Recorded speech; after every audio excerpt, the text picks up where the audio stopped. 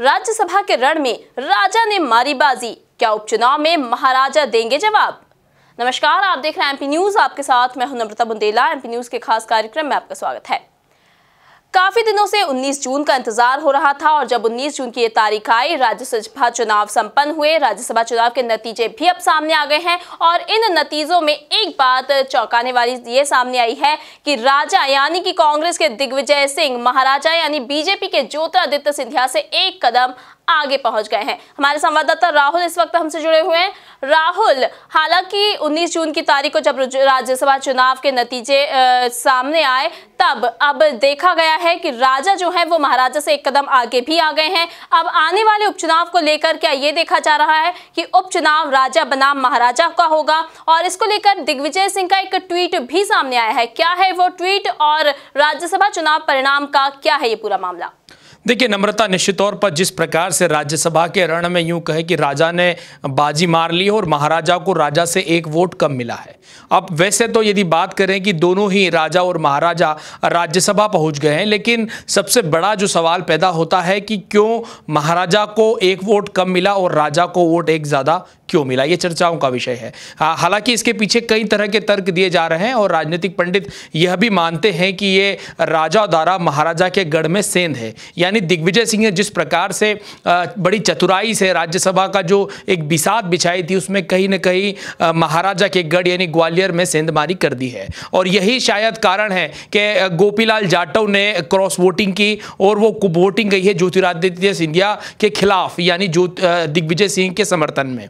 शायद यही वो कारण था, यही वो वोट था। उसके बाद चर्चाओं का दौर शुरू हुआ और कई कयास लगाए जा रहे हैं कि जो आने वाले दिनों में उपचुनाव होंगे, उपचुनाव में राजा बनाम महाराजा की जंग देखने को मिलेगी और उसका आगाज हो चुका है राज्यसभा से।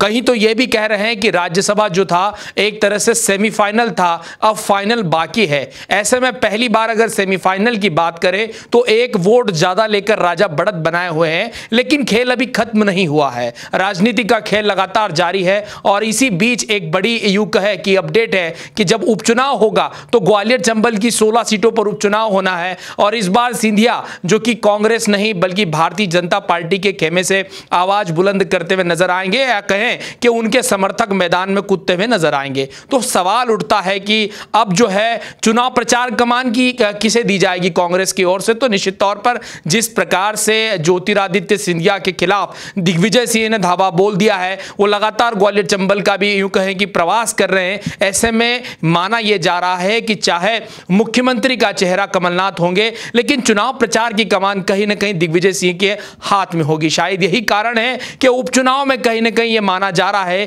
कि राजा बनाम महाराजा की लड़ाई होगी और वो सत्ता का सेमीफाइनल भी होगा। फिलहाल एक बात और मैं आपको बताना चाहूंगा कि ये कोई पहली बार नहीं है।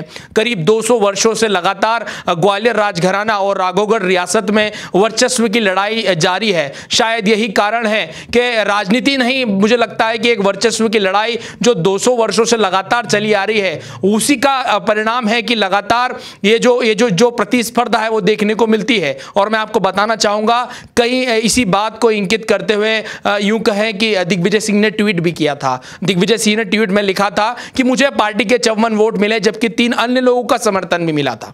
चाहते तो वो सीधा सीधा लिख सकते थे कि उन्हें 57 वोट मिले, लेकिन वो दर्शाना चाहते थे कि उन्हें न केवल कांग्रेस का समर्थन प्राप्त है बल्कि निर्दलीय और बीजेपी की तरफ से भी कुछ जो बागी हैं उनका समर्थन उनके हाथ में। हालांकि इस पर स्पष्टीकरण भी आया। गोपीलाल जाटव ने कहा कि यह बाई मिस्टेक हुआ था, लेकिन कोई राज्यसभा के चुनाव में गलती कर दे ऐसा कभी देखा नहीं जाता। खैर आगे बढ़ते हैं तो जो खबर आ रही है नम्रता, उसमें यह भी कहा जा रहा है कि आने वाला जो चुनाव है सेमीफाइनल नहीं अब फाइनल होगा। अब देखना होगा कि राजा रण मारेंगे या महाराजा ये चुनाव जीतेंगे।